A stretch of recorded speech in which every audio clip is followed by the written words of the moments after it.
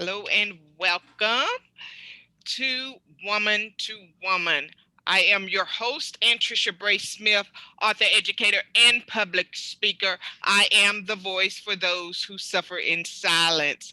Today, me and Money and Mindset host, Miss Sheryka Alford, we're going to do a double take with our special guest, Miss Brenda Killhofer.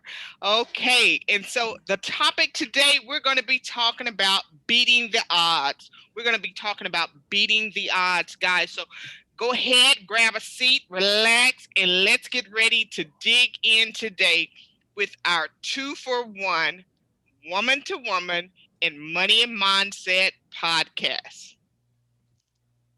Hey, Brenda, thank you so much for joining us today. We are so looking forward to hearing your story about how you and your family were able to pay off $120,000 worth of debt. Um, I got my pen here, I got my notebook because I will be taking notes. So, because that was quite an accomplishment, and I applaud you guys. So, if you would just tell us about yourself and tell us your story. Well, Anntricia and Sheryka, first of all, thank you for having me on your show. I'm super grateful for the opportunity to share my story with you and with all of your listeners. Um, my name is Brenda Killhofer, and I was raised in your typical military family. Both my stepmom and my dad were active duty military. So that meant one of them was home to cook dinner every night. We let ourselves into the house, or we had babysitters throughout the week. And you know what? My dad was actually really good with budgeting. And so that's about what really budgeting was about the only thing I knew. And he was great at making sure that he put his money aside. And like any family, it wasn't discussed. So we had no idea that was even going on. In fact, I can remember being at a bowling alley. He did Friday night bowling with all the buds, all the friends, and we would get our $3 allowance that I would spend right off the bat on video games with my friends. And I stunk at video games, so it was the biggest waste ever. My girlfriend and I, because we didn't want to spend the money, I didn't have enough to spend the money on a Coke or something like that, would literally put sugar packets in our ice and squish it together and drink sugar water. All night. It was crazy. And I remember sitting in, we would go back into the locker room at the bowling alley and we would talk. And I remember her sitting there telling me one time that, you know what, it's not fair that you don't have, Jordache jeans like I do, or you don't have the nice clothes I do, because my mom works at the bank and she says your parents have plenty of money.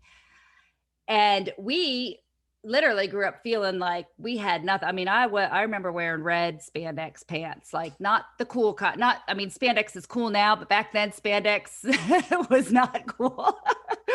The grandma looking pants with the seam down the front. I had a bright red pair that I would have to, stuff in the backpack after I left the house because I was too embarrassed to wear them.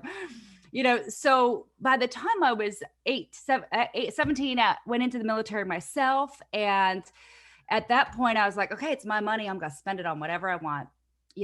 I'm going to go buy my nice clothes. And literally I grew up, just got it in my hands, spend it, get it in my hands and spend it. So that was really, heard things like money doesn't grow on trees. I mean, don't we all hear that? Money doesn't grow on trees.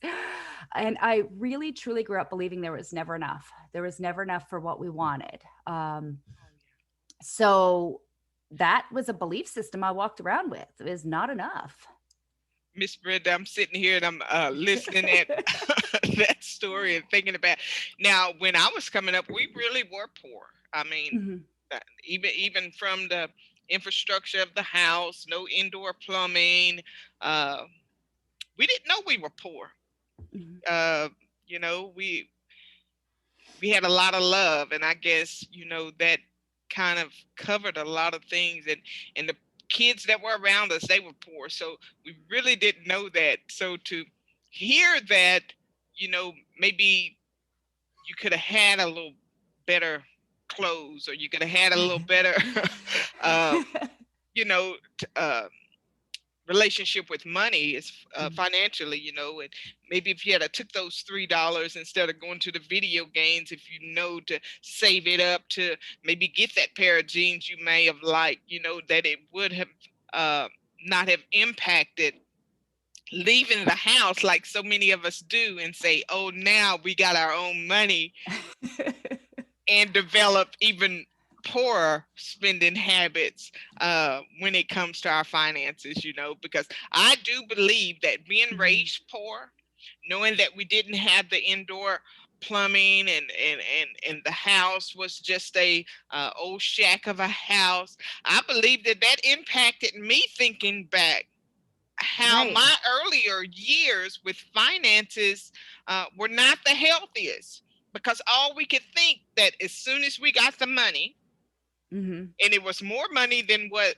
my grandmother or my mom them had, because now we're in a different generation, so Right. we had more money, but we didn't have more than what they had because our financial habits were so poor. And I believe that it was impacted through those earlier years, not having enough, not having the nice things, and feeling that we don't line up with our peers, or maybe our Hmm. peers throw in those little side uh, comments of shade, as they call it now, Yeah. throwing that shade our way, and we really didn't know it.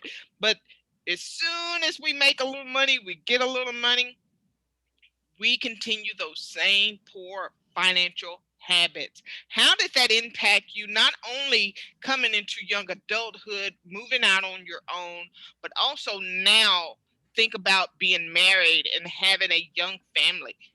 How then is this history, this past, as it relates to your finances, impacting your family at that point? Well, it's clearly, I love what you brought up about, the whole perception of, where I thought I was because of the clothes I had. And I was constantly comparing myself to my friends. And it's so funny that when you bring that up, one of my best friends that actually gave me a pair of her Jordache jeans that she didn't want, that I wore almost every day because it was better than what I thought I had, and still got the snickering and the laughs and the judgment behind.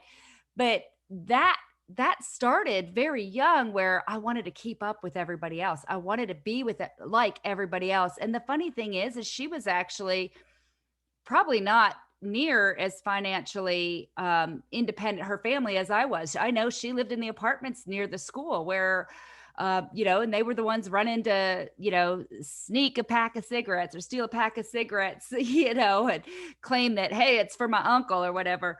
Um, and certainly she didn't have the nice things that we had in our home. And I thought that was simply because she was divorced. But that's really what I walked into adulthood with, trying to be like the neighbor, trying to keep up with the Joneses. And that was what our early familyhood was. I mean, I started out, I guess I'd call myself a scrapper. When I went into the military, I went into the military believing there was no other choice for me, that I couldn't go to college. I didn't know. I thought that, and maybe it was at that time, but I believe that because now I knew that my parents had some money, and my dad said, hey, if you're, unless it's math or science or something you can really do something with, we ain't paying for it.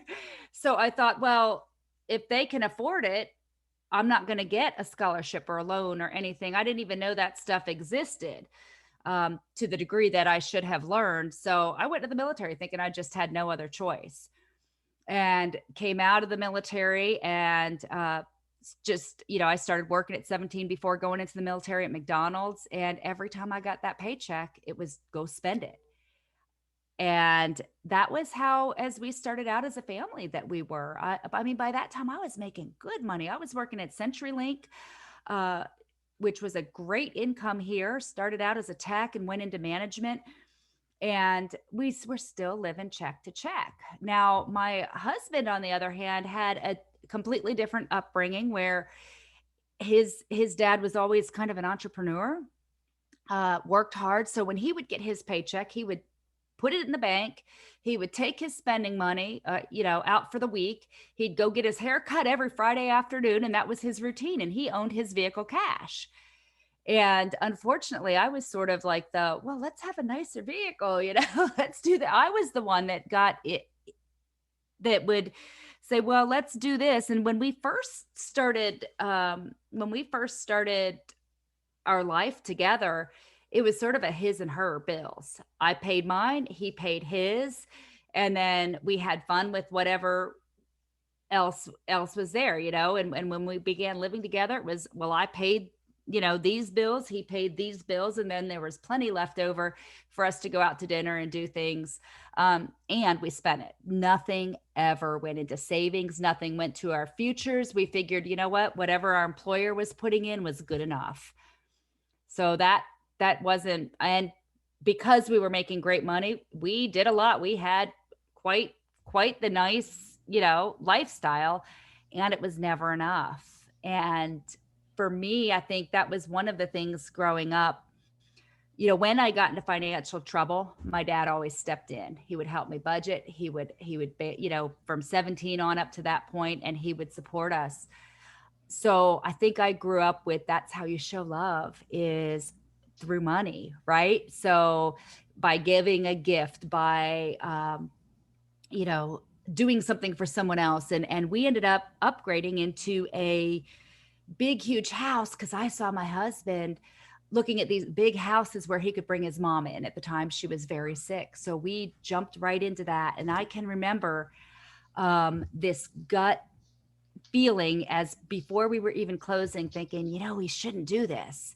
But we'd put $20,000 on. So there was that other mindset of, oh, I can't lose 20,000.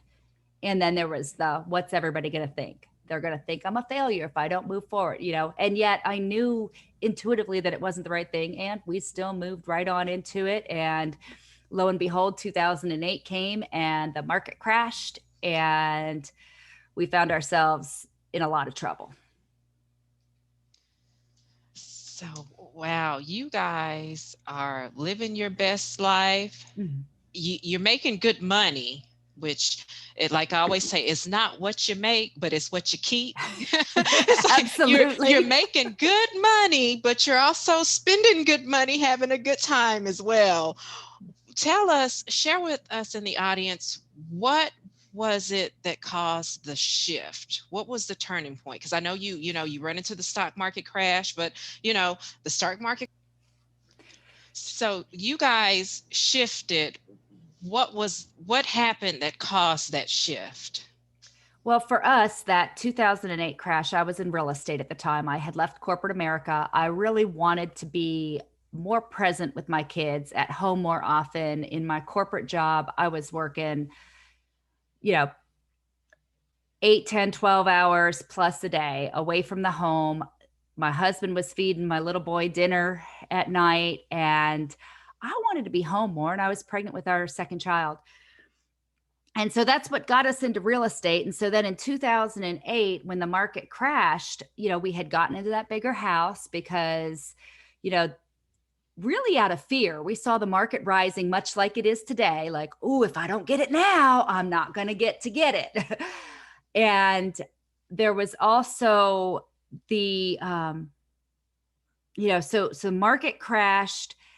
And I remember I was doing broker price opinion. So that's kind of like an appraisal, except that the agents do it. And instead of paying the $450, the banks pay about $45 to $110 per appraisal. And they're almost as detailed, not quite as detailed. And I was doing enough of those to make between $2,500 and $5,000 extra cash, because we couldn't, the houses weren't selling, or they were short sales and they were taking forever to get closed and sold. And so I had listened to some bad advice prior to this. I leased my car, because every realtor should have a lease, right? Because you should always have a nice car. Really horrible advice. Getting your hair done, making sure I always had the nice nails, all of these things, maintain your advertising. So I started where we didn't have a lot of credit cards going into that market, but I to keep the credit score, I would use the credit card. So I had 3 or 4 different credit cards that I would put my business expenses on. And as the market started to crash, it was like, ooh, this one's used up and I've got all these transactions out. So then the mistake of using my if come money, not my income. It was if come. If it comes, I'm going to get this paid off. Of course, I would look at and view these real estate transactions as guaranteed, and they never are. They're never guaranteed. In fact, I had some investors that had a bunch of transactions, and they were smart enough to pull them all off the table before buying them. So I was using that if come money, and I was told keep marketing. Well, I was using credit cards to do the marketing, to pay my staff, to do all of those things. So we racked up that debt super, super fast. And those transactions fell out. All of those listings that I had on my board written, they decided, hey, if I can't sell it for 350,000 and it's only worth 120 or 170, I'm not going to sell. So all of that if come money just disappeared out from under me. And I remember being pregnant, having Jacob, he's now 13. And we got home from the hospital on Monday. I had had a C-section. And on Saturday and Sunday, I made my sister drive me on back-to-back customers and showing appointments and come back to the house to feed them because I couldn't afford to not work.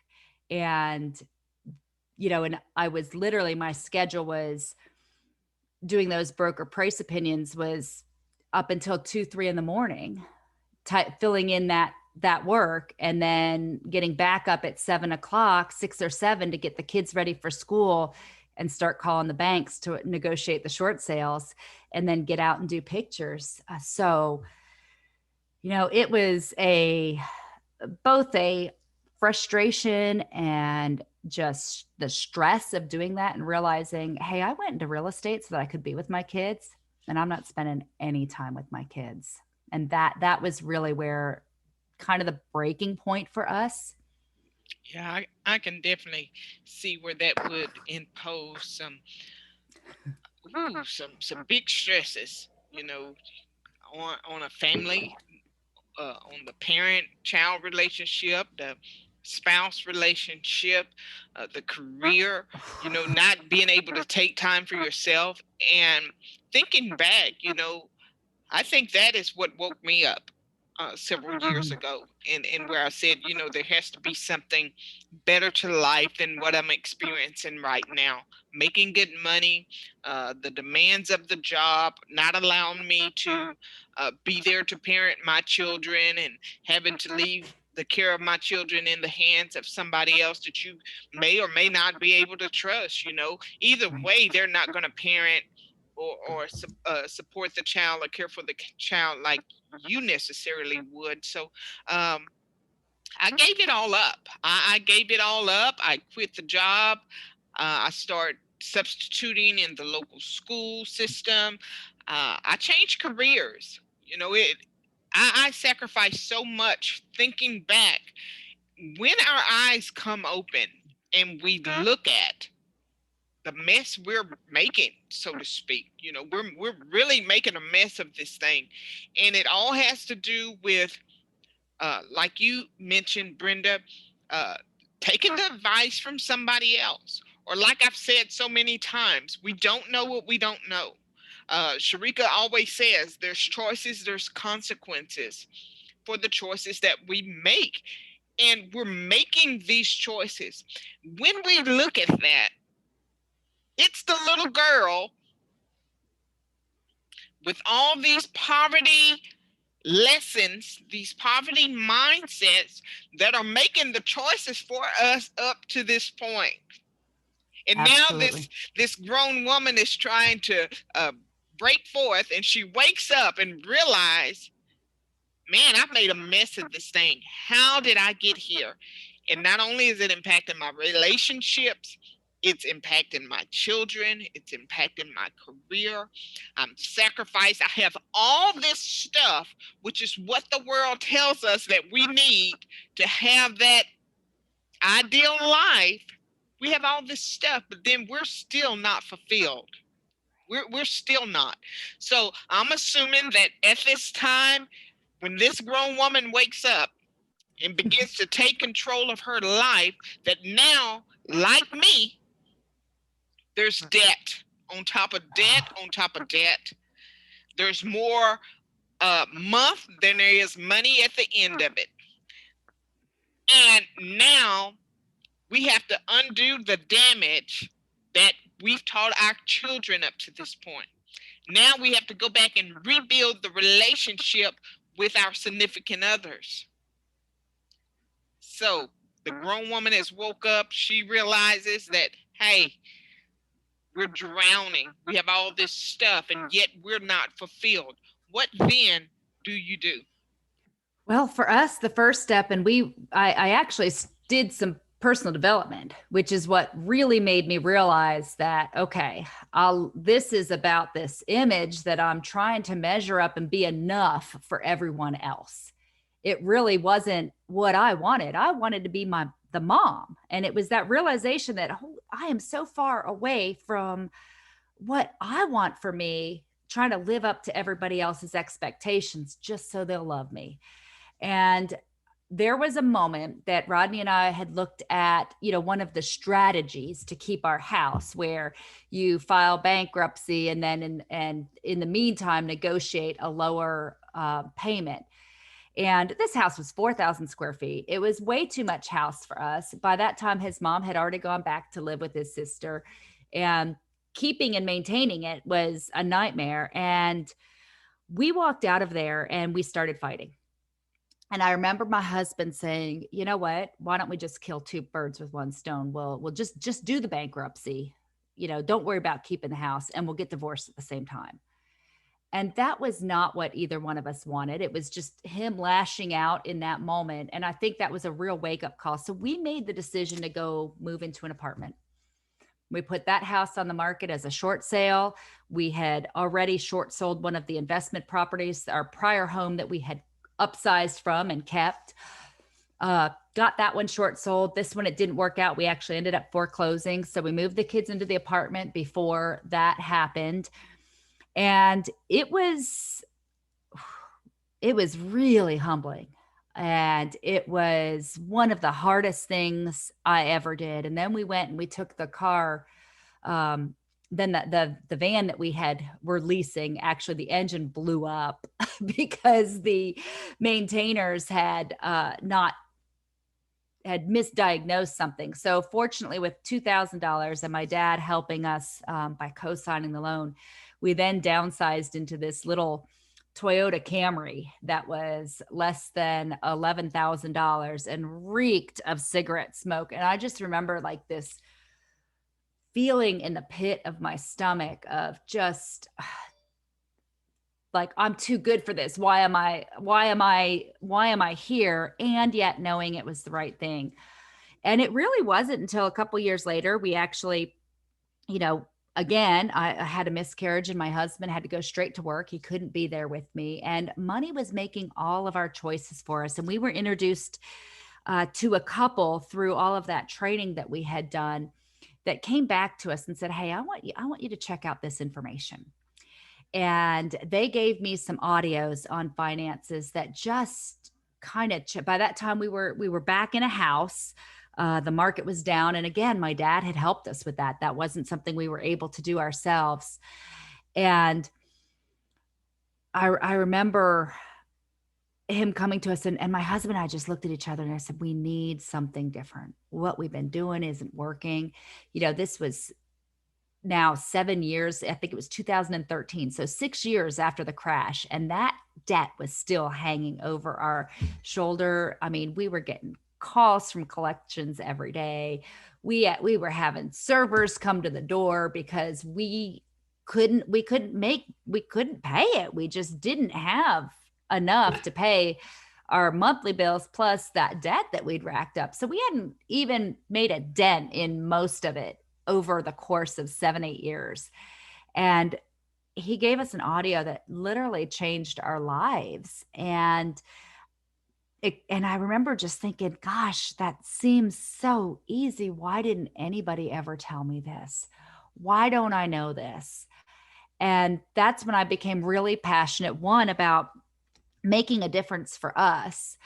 Stop in the game of hot potato, because that was a game my husband and I were playing at that time. We were trying to fix it, but it was like, all right, I'll take the budget, I'll take the money for a while, and I do everything I could. And then, bless his heart, he would grab something for lunch, on the debit card, because he didn't take something with him that day. And I wasn't communicating what was going on. So I had spent something somewhere else because I knew we had it in the budget, not because it was made sense to spend it. So he sees that and thinks, oh, okay, we've got it. He spends it. World War III breaks out. I'm blaming him for the now check that's bounced in the account. And we're fighting over all these, which caused the snowball of bounce after bounce after bounce. And then a bill doesn't get paid. And then the electric's getting threatened to be turned off. And it's like, okay, fine. Here's the hot potato. It's yours now. You do it. You do better than I did. And that was our reality. And then I heard this information and said, gosh, there's a better way. And so when Kevin sat down with us, he said, look, I can help you through this. And I remember standing there and I said, is there enough money in the account? And he looked at it, because it was his turn to hold hot potato. And he looked at it and he said, there is now, but he better run it before tomorrow morning, because I can't promise it'll be there in the morning. And he had just gotten paid that day. I mean, that's how bad things were. So we took a leap of faith, because we knew we needed, and we invested in us for the first time ever. And we said, you know what, we're going to invest in us. We're going to invest in a business that teaches people about finances, and we're going to learn about it at the same time. Because when you hear truth is sweet to the ears. And in that CD, we had heard truth, and we knew that was a path for us. So that's really what kind of changed things for us, and turned us on the right path. So I'm curious, and I know the audience wants to know too. And audience, if you're just now joining us today, we are having a conversation with Brenda Killhofer, discussing beating all odds, how they paid off $120,000 in debt. Now, this audio that your friend introduced you to, can you share with us what is this audio? What is this magic audio? Well, the first one was called Camel in the Tent. And it really just kind of, so, I had tried, right? My husband and I had tried to do different programs that are out there in the marketplace. And, they either teach defense or they teach offense. No one really teaches the playing field. And this audio talked about the playing field. It talked about what I now refer to as the financial matrix, because we all want to get ahead, and we know something's not quite right, and the odds are sort of against us. And this sort of explained that. And it kind of took a little bit of the shame, the blame, the guilt away from me. Like, okay, you know what? There is a better way. I have an opportunity to learn it. And, I've been programmed kind of in a way to think the way I am and to get myself into this situation. So that audio, Camel in the Tent, I'm actually going to give a free download to you guys and all of your listeners today, if that's okay. Yes, that would be great. Yes. So audience, let's thank Brenda, because I will be sure to include the download in our show notes. So guys, be sure to check that out. And now you have a new podcast, right? I do. Cheat Mama Life podcast, which is also aired through Transform You Media on the Caterpillar Network. We'll also include the link so that they can, tune into that as well, if you'd like to provide that to us.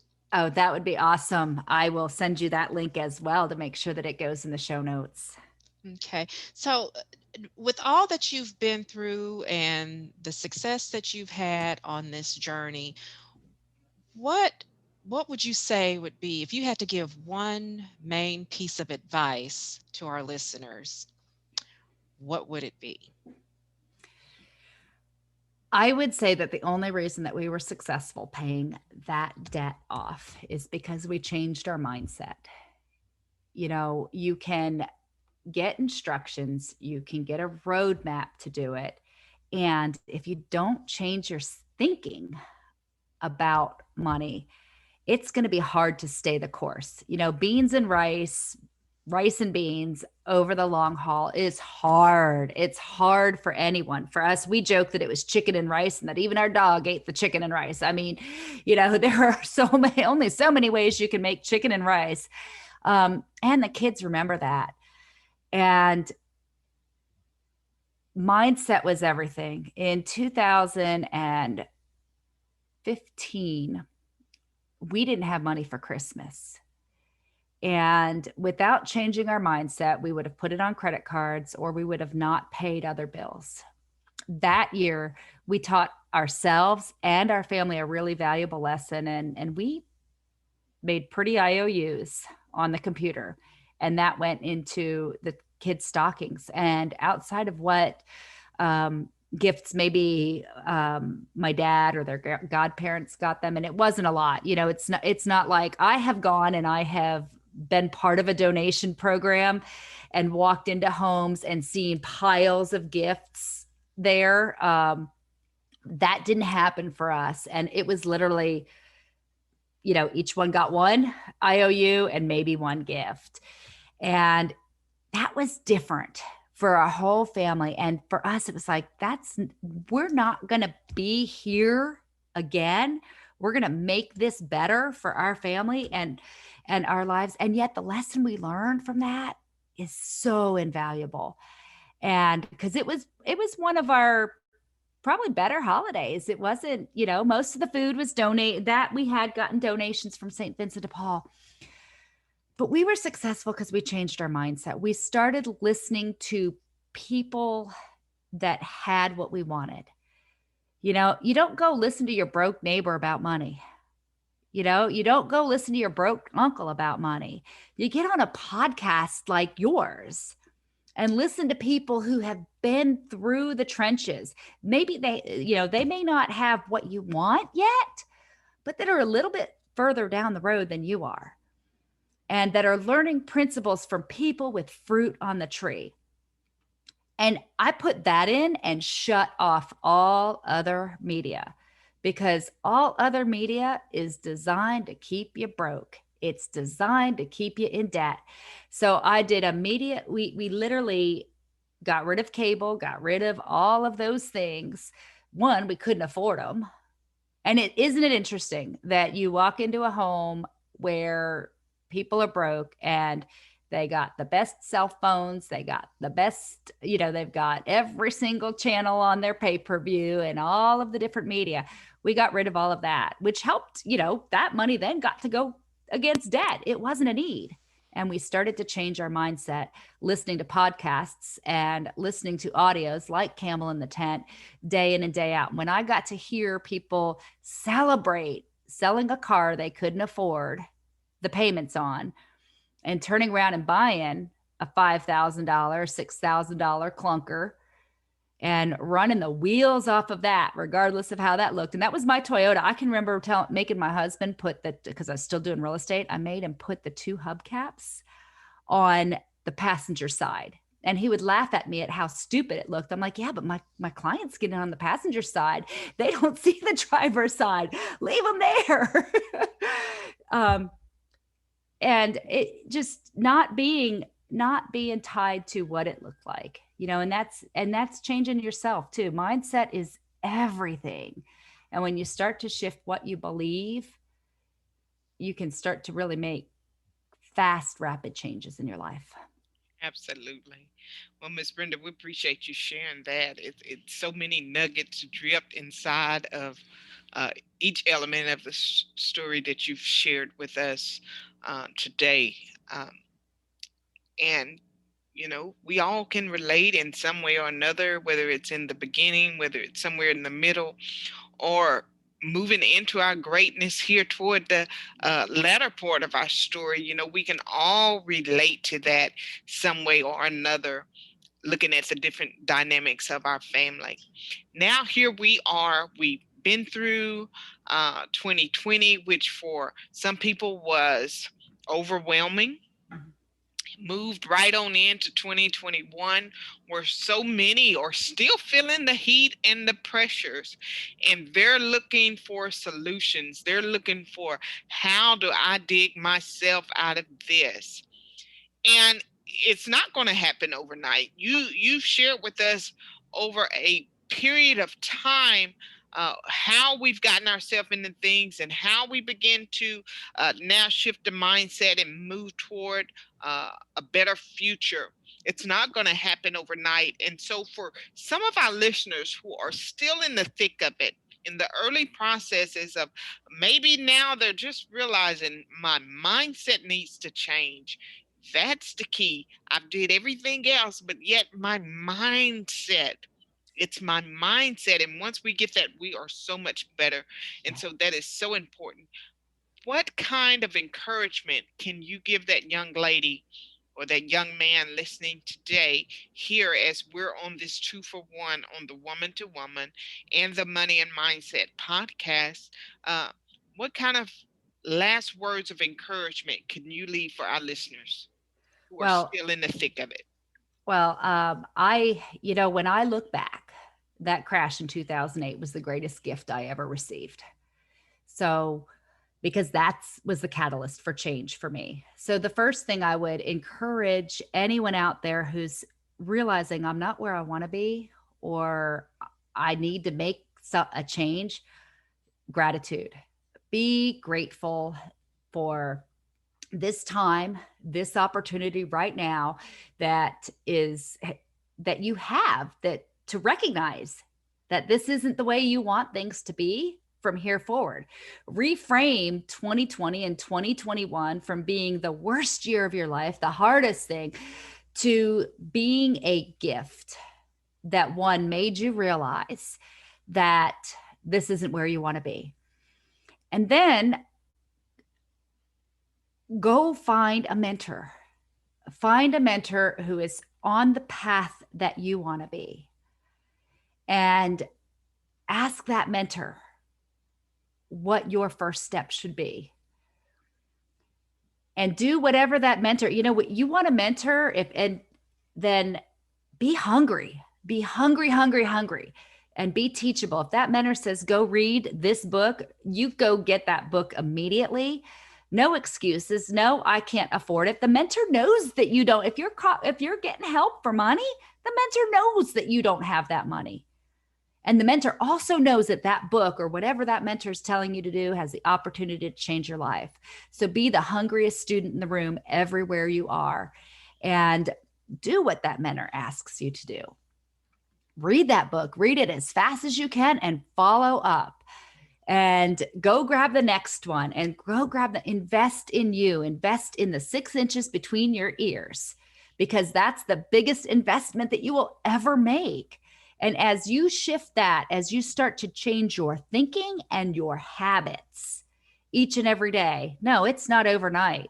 And I think we completely overestimate what we accomplish in a year, but we always underestimate what we can accomplish in 3 years or 5 years. And 3 years from now, you'll probably look back and go, wow, I didn't think I'd be able to do this that fast. And the other thing is, just create a vision for the life that you want, and picture that vision day in and day out. What is it that you want? Don't focus on where you've been. Focus on where you're going, and just be in the moment each and every day, making the right decisions, and with peace each day, and enjoy the journey, because there are so many lessons to learn along the way. And write down the stories, because you know what? Someday you'll have the opportunity to be able to share those with somebody else. So write the stories along the way. Awesome. We thank you for being here as our special guest co host today on the Woman to Woman and the Money and Mindset podcast. Guys, this will wrap it up for now. I am your host, Anntricia Bray Smith. And I am Sheryka Alford. Be safe and take care.